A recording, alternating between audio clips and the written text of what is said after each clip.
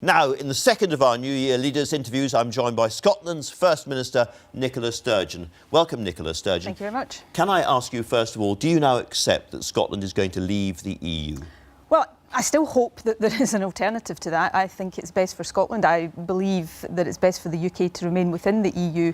But I have a job to do, which is to pragmatically look at how I best protect Scotland's interests in all circumstances. So, assuming that the UK is going to leave the EU, we then have to look at what the potential outcomes are and work out what the best or the least damaging outcome will be. Tomorrow, the Scottish Government will publish a paper looking at the three potential Brexit outcomes, short of course of staying in the EU, and they are staying in the single market and the customs union, or a free trade agreement, or reverting to WTO terms. And what that so those paper are will impact show, papers, basically. That's modelling that the UK Government, to its great shame, all these months after the referendum, still hasn't done itself. That will model the impact of each of these three outcomes on Scotland's economy. And what the paper will show is that each of these three outcomes will damage our economy, but staying in the single market and the customs union will be the least damaging in terms of the impact on our economic growth and future prosperity. Now, we haven't seen the impact papers if they've been done by the British government. I don't know if you've seen them yourself, have you?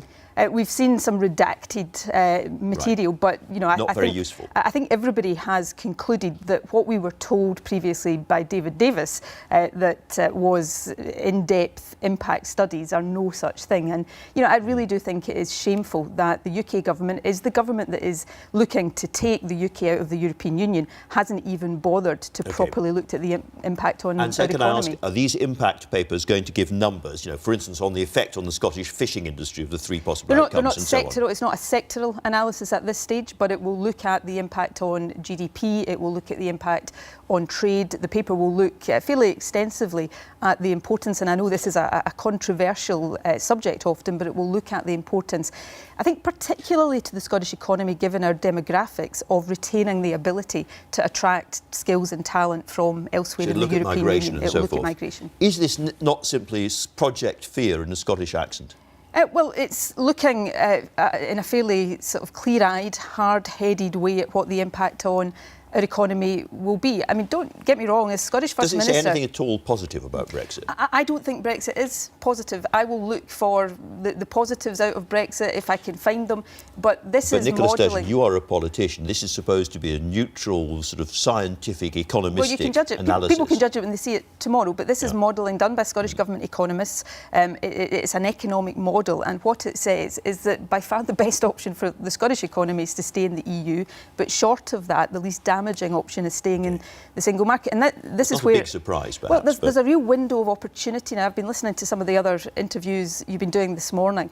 I believe that there is a majority in the House of Commons for remaining within the single market if Labour gets its act together. Now, I heard you put it to Emily Thornberry that the vast majority of Labour members want to see the UK stay in the single market. So if we can bring that consensus together, then I believe there is an opportunity to... This is a conversation you have to have with Jeremy Corbyn, I suspect. Well, Jeremy Corbyn has to decide where he stands in all of this. I think most of his supporters will be deeply disappointed that he appears to be only slightly less in favour of a hard and perhaps the hardest possible Brexit than the Tories are, and many will find that completely inexplicable. I wonder to what extent the Scots are really very different from the rest of the British people when it comes to these issues, because recent research by Sir John Curtis suggests 63% of Scots say that the rules on immigration from the EU should be the same in Scotland as for the rest of the UK. 67% think the rules on trade should be the same.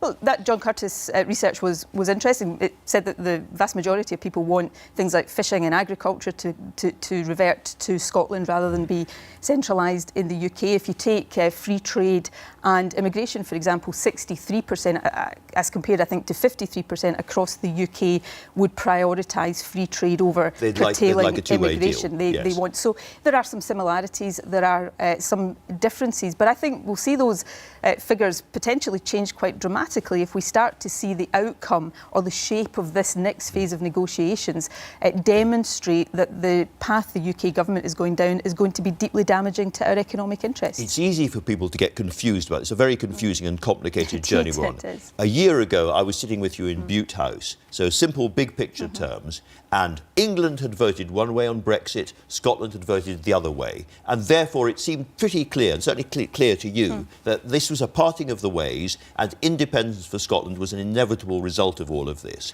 And yet things have changed badly this year, for your point of view. Why? I'm not going to say anything different, and you wouldn't expect me to. I still believe independence is the best future for Scotland.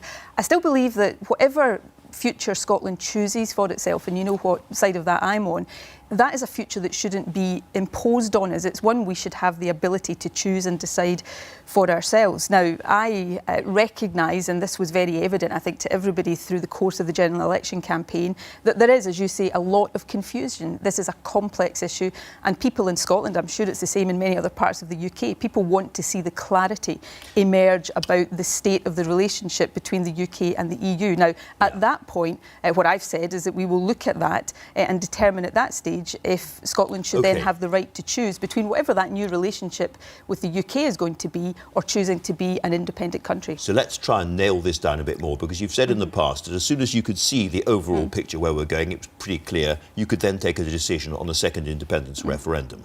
Now, I talked to the Prime Minister last week, and she pointed out that the European Parliament's going to take a decision in October, and the idea is the British Parliament shortly before that should take the same decision, or should take the decision. So by the relatively early autumn, we should have the broad picture of where we're going. That's what I understand to be the case. Now, I should caveat that by saying I'm not in control of that timetable. Neither of us are. But as are. you say, based on what the Prime Minister has said, based on what the European Commission is saying, by round about the autumn of this year, we should have some clarity about that future relationship. So between October and the end of the year, you will be able to tell us whether or not there is going to be a second independence referendum. That's when I will be able to look at that and make a judgment about what I think the next appropriate steps are for Scotland, and I will then report that to the Scottish Parliament and to the people of Scotland. There's not really enough time then for a second referendum before the UK leaves the EU, is there? If we're leaving in March 2019 and you have to take a decision in the autumn of 2018, there isn't enough time to take the decision, have the referendum, leave the UK and stay in the EU. Well, we'll make decisions on timing when we get to that point and look at that. But you know, the truth, isn't it? We've also got a situation, and I accept that the detail of this is yet to emerge. But we've also got the weeks pass at a speed that you can't control. Hold on a little second here. We've got a situation where the Prime Minister is saying that there will now be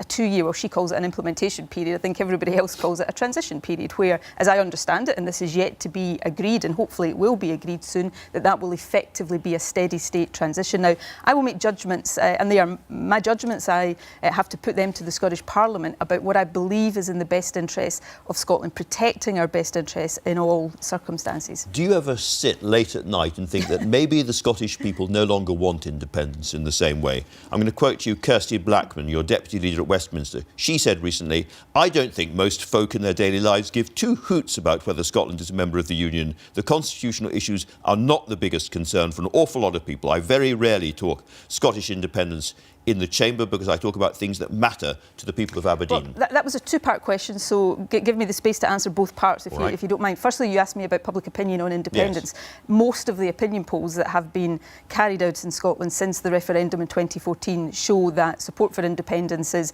either the same or in many, many cases has actually increased. So we saw a poll just before Christmas. Or some that say it lower. The majority, though, would say that support for independence has grown. There was one that put support for independence at 49%. Of course, in 2014, the outcome, the yes vote was 45%. On Kirsty's point, Kirsty was making a point there that I've been making all of my... the point she was making, which is one I've made throughout my entire political life, is that independence is not some constitutional abstraction. It is about the living standards, the society, the economy we have, and that relationship between how we're governed and those conditions for Scotland is the important relationship, and that is the point that Kirsty was making. I'd like to ask you two very, very important process questions. First of all, as I understand it, when the withdrawal bill goes through Parliament, there then has to be a process of legislative approval by the Scottish Parliament and the Welsh Assembly and so forth.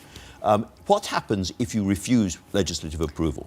Well, the legislative consent process is a convention. I've never said otherwise. But so nothing really. I mean, you can say we don't approve it and it still goes through. It's a convention, but I think it is unthinkable that the House of Commons, the UK government, would ignore not just the views of the Scottish Parliament but the Welsh Assembly as well. We've never been in this territory before, so you ask me what will happen. Now, we are trying to plan for our part of what will happen. Let me finish. We have this week announced that we have a continuity bill of our own that we will introduce to the Scottish Parliament. But let me be clear, right now, and I think if the First Minister of Wales was sitting here, he would say exactly the same as I'm about to say.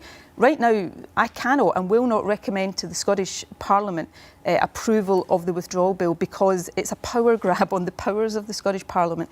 We are seeking to come to an agreement with the UK government. They're dragging their heels and, months into these discussions we're no further forward. Now, I hope that changes over the next few weeks, but I would argue to the UK government that it's in their interest, as well as it is about doing the right thing, it's in their interest to get agreement because otherwise the Scottish Parliament will not approve the problem this bill. With unconscionable and impossible and so forth and unacceptable is that Theresa May turns her back on you and carries on doing it anyway, again and again and again, because she doesn't think you actually have the power at your back to do anything about this. Well, if that's Theresa May's message to Scotland, then it's hardly a particularly positive message to Scotland, she would which say is it's her message to Nicola Sturgeon, not to Scotland. Well, it begins to sound as if it's a message to Scotland as well, which is I can do whatever, Theresa May saying she can do whatever she likes to Scotland because Scotland is powerless. Scotland cannot ever be in a position where it allows itself to be powerless. That's why, to go back to the point I said earlier on, whatever future Scotland chooses, and it is always a matter for the Scottish people, not for me or any particular politician, it must be a future we choose ourselves, not one that is imposed upon us by Theresa May or whoever her successor may turn out to be. Let me ask you about this continuity bill you were mentioning just now. I don't quite understand that. That is to deal with the consequences of British withdrawal from the EU. It will look at... to Scotland. Yes, so how does it work? It's effectively a Scottish version of the withdrawal bill, which will look at the areas that are within devolved competence and legislate to continue EU law, the effective EU law in Scotland after Brexit. Just give me a concrete example of what that would mean. Would it mean Scotland staying inside the common agricultural policy, for instance? No, it's about, effectively, the withdrawal bill says on the day after Brexit, all of the laws we have just now, the law, for example, that you were talking about to Brandon Lewis earlier on about ending credit card charges, they stay in place until such time as the House of Commons, or in our case, the Scottish Parliament, choose to change those. It's a continuity bill. Now, we may not have to introduce that if we can reach agreement with the UK government, but we will not stand back and watch and give our approval to a power grab on the powers and responsibilities of the Scottish Parliament. One domestic question. I've been carefully through your manifesto and nowhere can I see a promise to introduce new tax bans.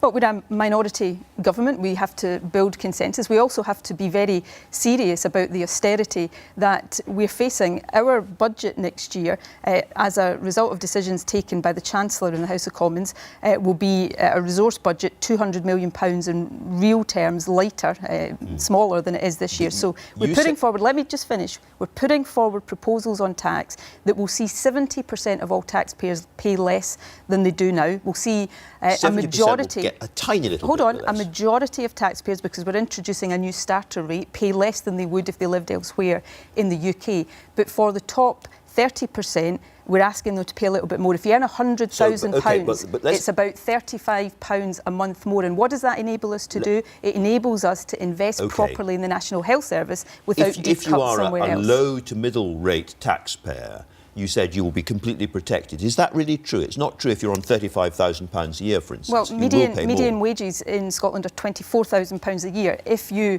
earn under £33,000, you will pay slightly less under our proposals than you do right now. If you earn under £26,000, not only will you pay less than you do right now, you'll pay less than you would if you were living elsewhere in the UK, making Scotland the lowest tax part of the United Kingdom while being able to invest properly in our public services. And we are now out of time. Nicola Sturgeon, thanks very much.